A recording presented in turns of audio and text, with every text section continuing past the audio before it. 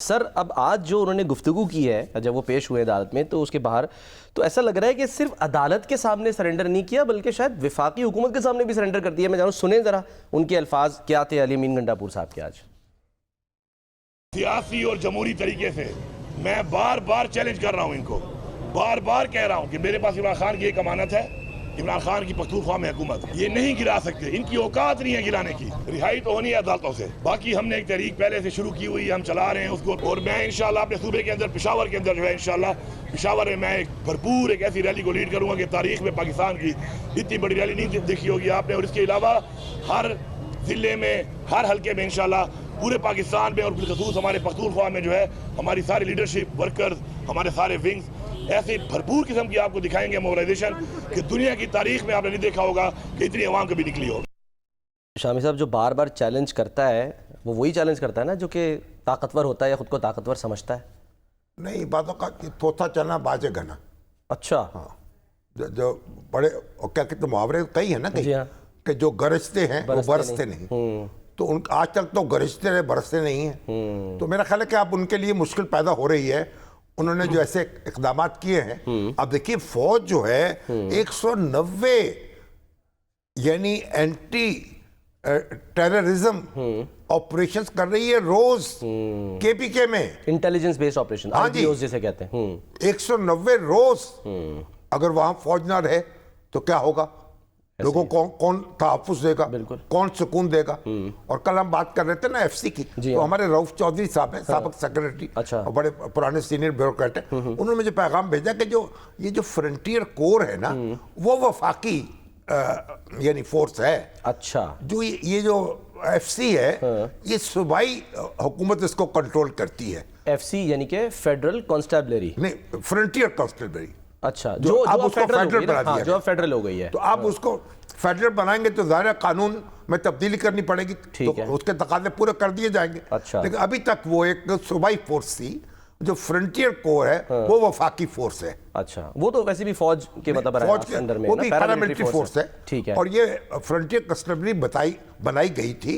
ये जो कबायली इलाके हैं उनमें अमन और अमान को कायम करने के लिए, उनमें सरहदों की निगहदाश्त के लिए। ठीक है। तो अब वो जम हो गए हैं इलाके, और उसके भी अब ये भी कई सवाल पैदा हुए कि जम हो गए हैं, तो फिर उसके बाद क्या, अब उसके रिव्यू करना पड़ेगा। अच्छा। जो सूरत हाल वो देख के, अच्छा, अगर सूबाई हुकूमत ताउन नहीं करती और वहाँ मसाइल हल नहीं होते और वफाकी हुकूमत का दायरा इख्तियार जो है वो ख़त्म हो गया वहाँ, तो फिर मसाइल तो पैदा हुए हैं ना। तो वो भी सर फैसला इसका मतलब है उजलत में हुआ। और पता नहीं, मैं ये तो नहीं कहता अच्छी तरह, मगर मौलाना फजलुर रहमान उसके खिलाफ थे, बाकी सब लोग तो उसके हक में थे।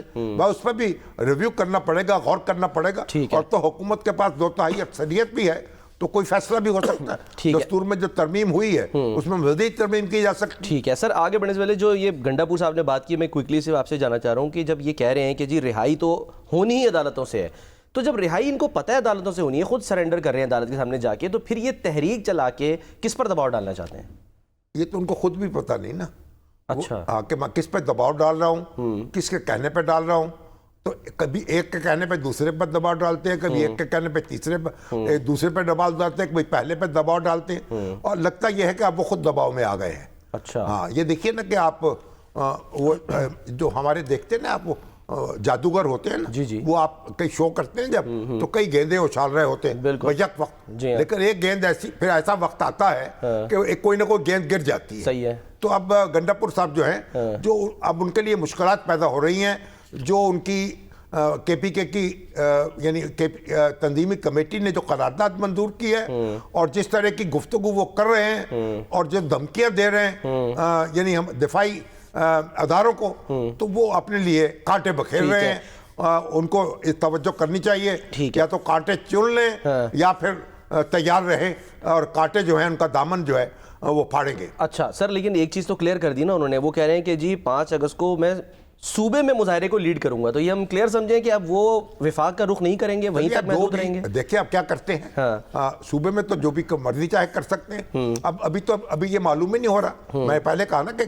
उन्होंने करना क्या है, जाना कहाँ है, किसका गिरबान पकड़ना है, या अपना ही गिरबान तार तार कर लेना है। अब देखेंगे 5 अगस्त जब आएगी, जब हशर का दिन सर, आएगा, quickly वो उस वक्त देखा जाएगा। पोजीशन लीडर उमर अयूब साहब, उन्होंने चीफ जस्टिस ऑफ पाकिस्तान को सर ख़त लिखा है और वो जो है वो इस बात का उसमें जो है बरवला इज़हार कर रहे हैं कि ये जो फैसले हो रहे हैं ये इंसाफ का एक तरह से कत्ल हो रहा है, ये 9 मई से जुड़े फैसले, उस पर सर क्या मतलब यानी खत लिखा है, दुआई दी है, जो कि पीटीआई के खिलाफ जो इकदाम हो रहे हैं उनके बकौल, जो अदालतों से उनको शिकायत हैं। लेकिन अब अगर चीफ जस्टिस चाहें तो उस खत को पिटीशन में तब्दील कर सकते हैं। अच्छा, हाँ, और उसकी समाअत कर सकते हैं। अच्छा। और अगर ना चाहें तो उनको कैसा भाई उसका जवाब ना दें और फिर कहें आप देखिए, क्योंकि चीफ जस्टिस जो है उनसे तो मुखातिब होने का तरीका ये है कि आप पिटीशन करें सुप्रीम कोर्ट में। अब जो भी आपके एक अदालत से शिकायत है उसकी अगली अदालत में अपील कर दें।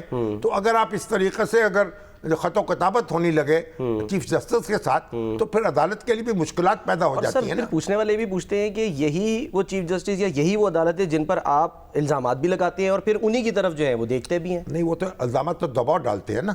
अच्छा, और दबाव डालते हैं, फिर जाना कहाँ है, और कोई दरवाजा भी नहीं है ना। अच्छा, दरवाजा तो वही है जो दस्तूर ने प्रोवाइड किया है, जहाँ से कुछ इंसाफ मिल सकता है, जहाँ कुछ सुनवाई हो सकती है। ठीक है। तो बहरहाल उनको ये हक हासिल है कि अपनी बात सुप्रीम कोर्ट तक ले जाएं, लेकिन खतो किताबत से ज़्यादा बेहतर ये है कि वो पिटीशन दायर करें और ताकि उसकी समाअत हो सके।